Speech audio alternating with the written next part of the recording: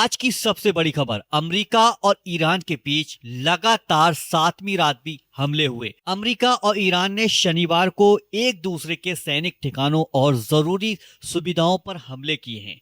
होर्मुज को लेकर दोनों देशों के बीच टकराव और ज्यादा तेज हो गया है। पिछले कई दिनों से दोनों देशों के बीच लगातार जवाबी हमले हो रहे हैं। ये संघर्ष अब ज्यादातर होर्मुज पर नियंत्रण को लेकर केंद्रित हो गया है।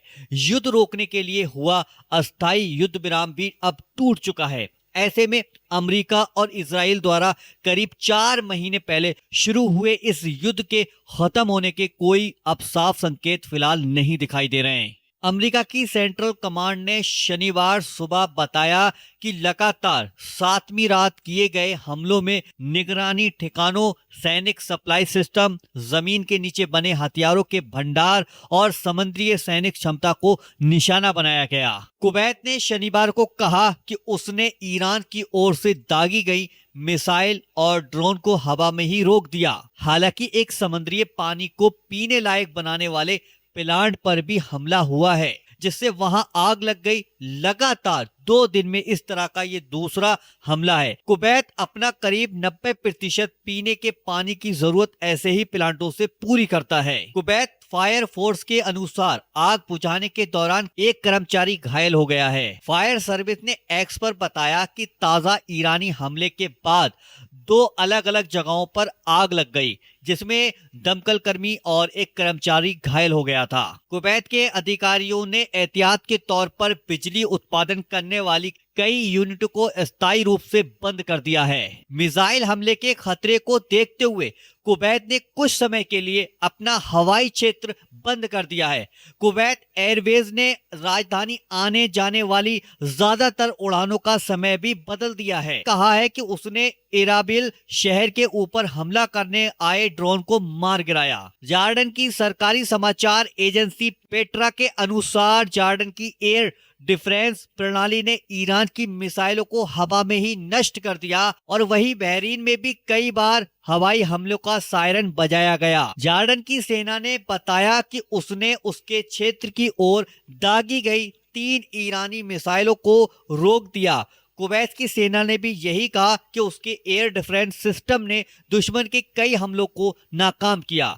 हालांकि ईरानी ड्रोन और मिसाइल हमलों में कुवैत के कई सैनिक ठिकानों को नुकसान पहुंचा है। ईरानी अधिकारियों का कहना है कि हाल ही में अमेरिका के हमलों में ईरान के अंदर दर्जनों लोगों की मौत हुई है और सैकड़ों लोग घायल हुए। वहीं अमेरिका की सेना ने भी माना है कि उसके कई और सैनिक इन हमलों में घायल हुए हैं। युद्ध शुरू होने के बाद 28 फरवरी से ईरान ने होर्मुज से जहाजों की आवाजाही लगभग बंद कर रखी थी। इससे दुनिया भर में कच्चे तेल की कीमतें तेजी से बढ़ गईं और बातचीत में ईरान की स्थिति मजबूत हो गई। शुक्रवार को तेल की कीमत $86 प्रति बैरल से ऊपर पहुंच गई, जो लगभग 1 महीने का सबसे ऊंचा स्तर है। वहीं अंतर्राष्ट्रीय शिपिंग टैंकर के अनुसार होर्मुज से गुजरने वाले जहाजों की संख्या घटाकर 3 हफ्ते में सबसे कम रह गई। अमेरिका ने ईरान में पुल और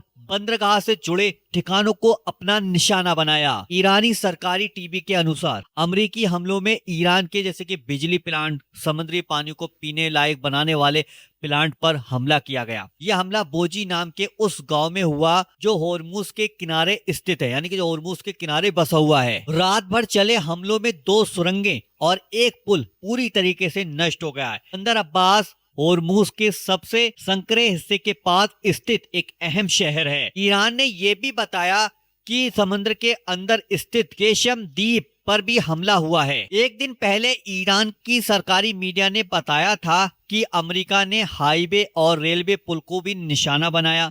माना जा रहा था कि इसका मकसद ईरान के सबसे बड़े बंदरगाह यानी कि बंदर अब्बास को देश के अंदर जाने वाले सड़क मार्ग और राजधानी तेहरान से जोड़ने वाले रास्ते से अलग करना था। शुक्रवार को पहली बार ईरान ने माना कि अमेरिकी हवाई हमलों में उसकी बिजली व्यवस्था को नुकसान पहुंचा है। ईरान के ऊर्जा मंत्रालय ने लोगों से कहा है जैसे कि इस वक्त सबसे ज्यादा गर्मी भीषण भीषण बहुत ज्यादा गर्मी पड़ रही और बिजली कम इस्तेमाल करने की अपील की है।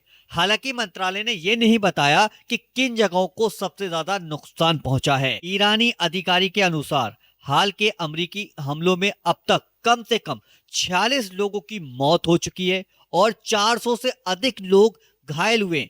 इनमें शुक्रवार को एक पुल पर हुए हमले में मारे गए 8 लोग भी शामिल हैं। शनिवार को ईरान की IRGC ने फिर से चेतावनी दी है कि जिन देशों में अमेरिका के सैनिक मौजूद हैं उन्हें जवाबी कार्रवाई के लिए तैयार रहना चाहिए। ये बयान ईरान की सरकारी टीवी पर प्रसारित किया गया था। उधर अमेरिका के अधिकारियों ने बताया कि सोमवार के बाद से 13 और अमेरिकी सैनिक घायल हुए। इनमें 10 सेना आर्मी के जवान हैं और 3 नौसेना के जवान भी शामिल हैं। हालांकि उन्होंने इनके बारे में ज्यादा जानकारी नहीं दी। युद्ध शुरू होने के बाद से अब तक 14 अमेरिकी सैनिकों की मौत हो चुकी है और 427 अमेरिकी सैनिक घायल हुए हैं। होर्मुज जो है ना, वो अभी भी टकराव का सबसे बड़ा केंद्र बना हुआ है। ईरान का कहना है कि होर्मुज पर सिर्फ उसी का नियंत्रण होना चाहिए और वहां से गुजरने वाले जहाजों को तेहरान को शुल्क यानी कि फीस देना चाहिए, जबकि दुनिया कई दशकों से इस अंतर्राष्ट्रीय समुद्री मार्ग को मानती आ रही है। अमेरिका के राष्ट्रपति ने हाल ही के दिनों में फिर से धमकी दी है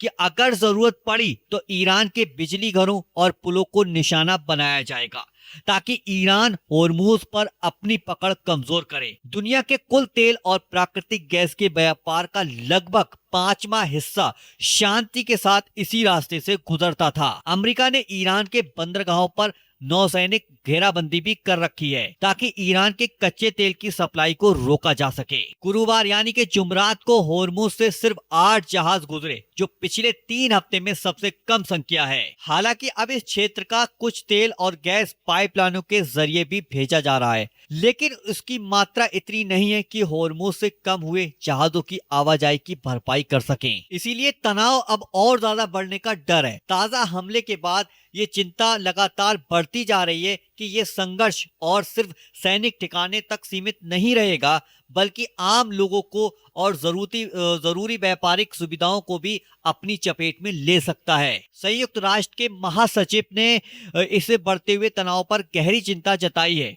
उन्होंने खास तौर पर ईरान और पूर्व क्षेत्र में आम लोगों से जुड़ी जरूरी सुविधाओं पर हो रहे हमलों को लेकर चिंता जताई है। ईरान के सैनिक सलाहकार ने भी चेतावनी दी है कि अगर अमेरिका अगले 2 या 3 दिन तक हमले जारी रखता है तो ईरान पूरी ताकत के साथ बड़ा हमला शुरू कर देगा। उन्होंने कहा कि ईरान अब सिर्फ जवाबी हमले करके नहीं रोकेगा।